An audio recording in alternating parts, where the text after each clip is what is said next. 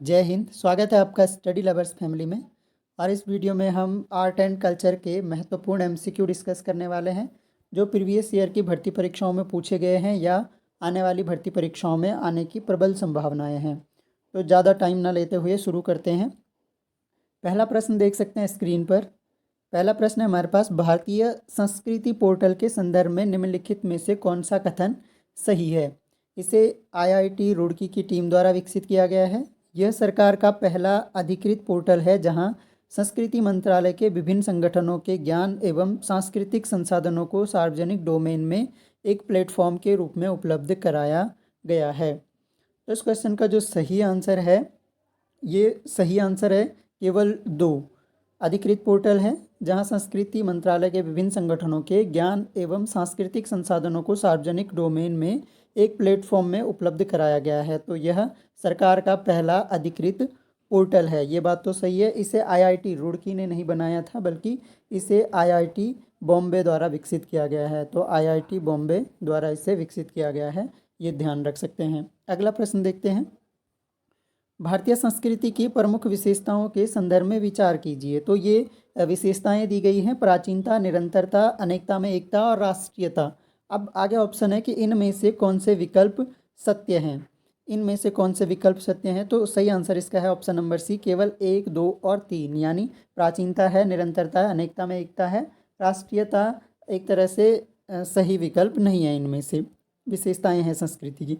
अगला प्रश्न, प्रारंभिक कला शब्द किसके द्वारा रचित नाट्य शास्त्र में मिलता है। तो इस क्वेश्चन का जो सही आंसर है वो है भरत द्वारा रचित जो नाट्य शास्त्र है उसमें प्रारंभिक कला शब्द मिलता है। प्रबंध कोश क्या है? तो प्रबंध कोश एक जो है जैन ग्रंथ है, ये ध्यान रख सकते हैं। और इसे जो है प्रबंध कोश के रचनाकार का नाम याद रख सकते हैं। तो इनका नाम है राजशेखर सूरी। तो राजशेखर सूरी द्वारा प्रबंध कोश की रचना की गई थी। है क्या? एक जैन ग्रंथ है। आगे बढ़ते हैं। अगला प्रश्न देख सकते हैं। घोड़े की नाल के आकार की मेहराब सर्वप्रथम प्रयोग में लाई गई थी। कहाँ लाई गई थी? इल्तुतमिश के मकबरे में, गयासुद्दीन अलाई दरवाजे में। तो सही आंसर इसका है अलाई दरवाजे में लाई गई थी। और अलाई दरवाजे का निर्माण जो है अलाउद्दीन खिलजी ने की थी। अलाउद्दीन खिलजी, तो इनका नाम ध्यान रख सकते हैं। और कब की थी? तो लगभग 1311 में। अगला प्रश्न, निम्नलिखित इमारतों में से कौन सी इमारत शान फतेहपुर कही जाती है। तो शान फतेहपुर जो है जामा मस्जिद को बोला जाता है। और ये कहाँ स्थित है? तो ये फतेहपुर सीकरी में स्थित है। फतेहपुर सीकरी, तो ये ध्यान रख सकते हैं। फतेहपुर सीकरी में जो है जामा मस्जिद स्थित है। अगला प्रश्न देखते हैं। कौन सा स्मारक फतेहपुर सीकरी में नहीं है? इनमें से कौन सा स्मारक जो है फतेहपुर सीकरी में नहीं है? तो पंचमहल, जोधाबाई का महल, अकबरी महल, ये सब हैं। स्वर्ण महल जो है फतेहपुर सीकरी में नहीं है। अगला प्रश्न देखते हैं। सुमेलित कीजिए। यहाँ पर एक तरफ स्मारक दिए गए हैं और एक तरफ शासक दिए गए हैं। तो किस शासक का स्मारक एक तरह से है? सबसे पहला है दोहरा गुंबद। तो दोहरा गुंबद जो है वो सिकंदर लोदी का स्मारक है। और दूसरा जो है अष्टभुजीय मकबरा। अष्टभुजीय मकबरा जो है अष्टभुजीय मकबरा शेरशाह का मकबरा, अष्टभुजीय मकबरा। और अगला है सत्य मेहराबीय मकबरा। सत्य मेहराबीय मकबरा जो है वो इनमें से बलबन का है। और गोल गुंबद जो है मोहम्मद आदिल शाह का मकबरा हो गया। तो ये ध्यान रख सकते हैं। यानी सही आंसर हमारा इसका ऑप्शन नंबर बी हो जाएगा, 4132। अगला प्रश्न देखते हैं। एलोरा का प्रसिद्ध कैलाश मंदिर किसने बनवाया था? तो कृष्ण फर्स्ट ने जो है एलोरा का कैलाश मंदिर बनवाया था। इनका नाम ध्यान रख सकते हैं। अगला प्रश्न है। निम्नलिखित में से भारत में मंदिर स्थापत्य की 3 प्रमुख परंपरागत शैलियाँ कौन सी है? तो मंदिर स्थापत्य कला जो है भारत की, उनकी 3 प्रमुख परंपरागत शैलियाँ कौन सी हैं? तो इसका सही आंसर है ऑप्शन नंबर सी, नागर है, बेसर है और द्रविड़ है। तो ध्यान रख सकते हैं। अगला प्रश्न है। कंदरिया महादेव मंदिर स्थित है। तो कंदरिया महादेव जो मंदिर है वो खजुराहो में स्थित है। और अगर पूछ लिया जाए खजुराहो कहाँ पड़ता है, तो खजुराहो जो है एमपी में पड़ता है। और ये जो है चंदेल शासकों ने बनवाया था कंदरिया महादेव। अगला देखते हैं। कौन सा मकबरा द्वितीय ताजमहल कहलाता है? तो द्वितीय ताजमहल जो है राबिया उद दौरानी का मकबरा कहलाता है। राबिया उद दौरानी जो है औरंगजेब की पत्नी थी। तो औरंगजेब की पत्नी थी और इसने अपनी पत्नी की याद में ये बनवाया था 1678 में। तो इसे द्वितीय ताजमहल की संज्ञा दी गई है। राबिया उद दौरानी का मकबरा।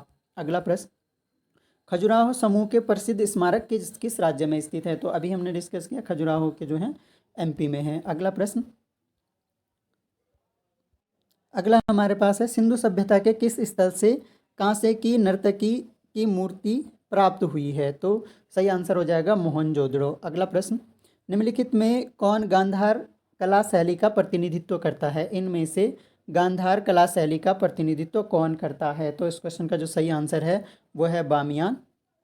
अगला प्रश्न, निम्नलिखित में से किस शैलकृत गुफा में 11 सिरों के बोधि सत्व का अंकन मिलता है? तो 11 सिरों के बोधिसत्व का अंकन जो है कान्हेरी शैलकृत गुफा में मिलता है। कहाँ स्थित है? तो ये मुंबई में। अगला प्रश्न देखते हैं, सूची 1 को सूची सेकंड से सुमेलित कीजिए तथा नीचे दिए गए कूट में सही उत्तर चुनना है। तो एक साइड तीर्थंकर दिए गए हैं और एक साइड उनके प्रतिमा लक्षण दिए गए हैं, आदिनाथ, मल्लीनाथ, पार्श्वनाथ और संभवनाथ। तो देख सकते हैं आदिनाथ का जो है वृषभ सही है, मल्लीनाथ का जो है जल कलश, मल्लीनाथ का जल कलश और मल्लीनाथ का जल कलश हो गया, और पार्श्वनाथ का जो है सर्प था, और संभवनाथ का अश्रु। तो यानी सही उत्तर इनमें से हो जाएगा ऑप्शन नंबर ए 1432। अगला क्वेश्चन, धातु मूर्तियों के निर्माण में हड़प्पा सभ्यता में किस धातु या किन धातुओं का प्रयोग किया जाता था? तांबा, कांसा, लोहा या ए और बी दोनों? तो सही आंसर इसका है ए और बी दोनों। अगला देखते हैं, अगला प्रश्न है, एलोरा की गुफा संख्या 30 से 34 किस धर्म से संबंधित हैं? तो 30 से 34 जो है वो एलोरा की जैन धर्म से संबंधित हैं। अगला प्रश्न, कौन सा नृत्य गुजरात के गरबा नृत्य और असम के बिहू नृत्य के समान है? इनमें से कौन सा नृत्य है? तो वो चौफला नृत्य है। अगला प्रश्न देखते हैं, अगला प्रश्न हमारे पास है, सुमेलित कीजिए। सुमेलित करना है भरतनाट्यम, कथक, कुचिपुड़ी और मोहिनीअट्टम। तो देख सकते हैं भरतनाट्यम जो है तमिलनाडु का हो गया, कथक जो है यूपी का हो गया, कुचिपुड़ी जो है आंध्र प्रदेश का हो गया और मोहिनीअट्टम केरल का हो गया। यानी ए का 2, बी का 1। तो यानी ऑप्शन नंबर सी इसमें सही आंसर हो जाएगा। अगला प्रश्न, कथकली किस प्रदेश का प्रसिद्ध नृत्य है? तो कथकली जो है वो अभी हमने डिस्कस किया केरल का है। कथकली, मोहिनीअट्टम दोनों जो हैं केरल के हैं। अगला प्रश्न है, निम्न में से कौन सा एक केरल राज्य से संबंधित नहीं है? तो मोहिनीअट्टम कथकली है, इसमें से कोलअट्टम नहीं है। अगला प्रश्न है, तेरताली या 13 ताली भी है, ये लोक नृत्य कहाँ का है? तो ये जो है राजस्थान का लोक नृत्य है। मोहिनीअट्टम नृत्य रूप निम्नलिखित में से किस राज्य से संबंधित है? तो मोहिनीअट्टम जो है अभी हमने डिस्कस किया था कि केरला का है, घूमर लोक नृत्य जो है वो राजस्थान का है।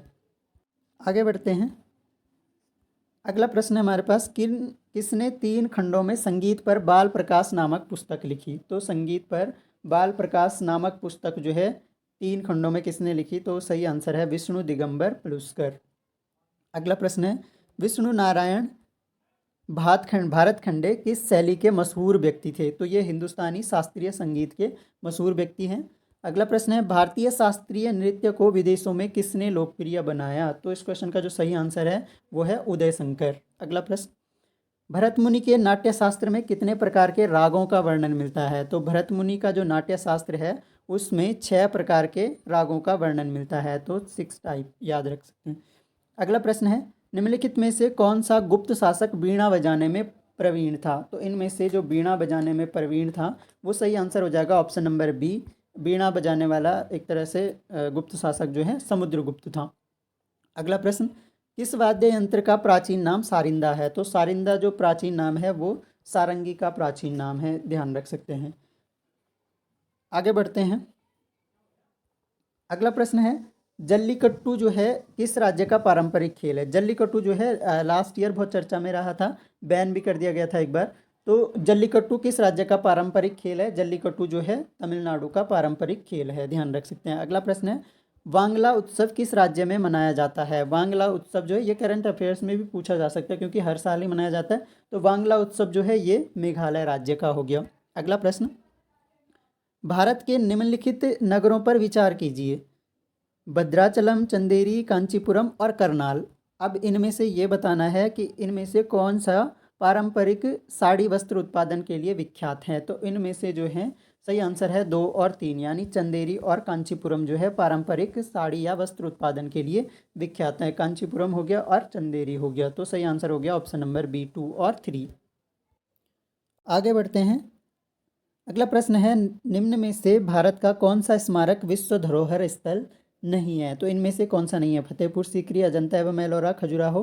तो ये तीनों हैं। फतेहपुर सीकरी भी है, अजंता एलोरा है, खजुराहो है। तो दिल्ली का जो जंतर मंतर मैदान है वो विश्व धरोहर स्थल नहीं है। अगला प्रश्न, दिल्ली का लाल किला यूनेस्को की विश्व विरासत सूची में कब शामिल किया गया। तो सही आंसर इसका जो है वो 2007 में किया गया था। यूनेस्को की विश्व विरासत सूची में लाल किला 2007 में शामिल किया गया। अगला प्रश्न है, वैश्विक धरोहर स्थल रामप्पा मंदिर किस राज्य में है। तो रामप्पा मंदिर किस राज्य में है। तमिलनाडु, कर्नाटक, तेलंगाना या केरल। तो रामप्पा मंदिर जो है तेलंगाना का प्रसिद्ध मंदिर है। रानी की वाव किस राज्य में है। तो रानी की वाव बहुत फेमस प्रश्न है, बार बार पूछा जाता है। तो रानी की वाव जो है कहाँ होगा। राजस्थान, हरियाणा, गुजरात या सही आंसर इसका हो गया गुजरात में स्थित है। अगला प्रश्न है, भारत का राष्ट्र चिन्ह कहाँ से लिया गया है। तो ये आसान सा प्रश्न है, सभी को पता है कि ये जो है सारनाथ स्थित अशोक स्तंभ से भारत का राष्ट्रीय चिन्ह लिया गया है। अगला प्रश्न देखते हैं, राष्ट्रीय कैलेंडर किस संवत पर आधारित है। इनमें से किस संवत पर जो है राष्ट्रीय कैलेंडर आधारित है। तो इनमें से जो सही आंसर है शक संवत पर हमारा राष्ट्रीय कैलेंडर आधारित है। अगला प्रश्न, केंद्रीय फिल्म प्रमाणन बोर्ड की स्थापना कब हुई थी। केंद्रीय फिल्म प्रमाणन बोर्ड 1948, 1956, 1952 या फिर 1957 में। तो इस क्वेश्चन का जो सही आंसर है वो है ऑप्शन नंबर बी 1952 में जो है केंद्रीय फिल्म प्रमाणन बोर्ड की स्थापना हुई थी। अगला प्रश्न है, राष्ट्रीय फिल्म अभिलेखागार का मुख्यालय कहाँ है। तो राष्ट्रीय फिल्म अभिलेखागार का मुख्यालय ऑप्शन देख सकते हैं पुणे, मुंबई में कंफ्यूज नहीं होना है, ये जो है पुणे में स्थित है। अगला प्रश्न, प्रत्येक वर्ष कितने नोबेल पुरस्कार दिए जाते हैं। तो प्रत्येक वर्ष जो है 6 नोबेल पुरस्कार दिए जाते हैं। इसमें साहित्य का हो गया, पीस का हो गया, केमिस्ट्री का हो गया, फिजिक्स का हो गया, इसके अलावा इकोनॉमिक्स का नोबेल प्राइज़ दिया जाता है, और एक जो है वो फिजियोलॉजी या फिर चिकित्सा के फील्ड में 6 नोबेल पुरस्कार जो है दिए जाते हैं। अगला प्रश्न है, दूरदर्शन की स्थापना किस वर्ष की गई थी। तो दूरदर्शन की जो स्थापना है वो 1959 में 15 सितंबर 1959 को दूरदर्शन की स्थापना हुई थी। तो ये क्वेश्चन ध्यान रख सकते हैं। तो कुल मिलाकर ये भारतीय कला और संस्कृति से रिलेटेड जितने भी महत्वपूर्ण प्रश्न थे वो एक ही वीडियो में हमने कवर किए, और ये क्वेश्चन आने वाली भर्ती परीक्षाओं के लिए बहुत ज़्यादा महत्वपूर्ण है। आप लोग अपने दोस्तों को ज़रूर शेयर करें, और इसके अलावा पसंद आता है तो लाइक ज़रूर करें, और कमेंट कर सकते हैं कि क्या इसमें एक तरह से आपको लगता है कि अगला वीडियो जो हम किस टॉपिक पे बनाना चाहिए। तो thanks a lot for listening. मिलेंगे नेक्स्ट लेक्चर में, तब तक के लिए जय हिंद।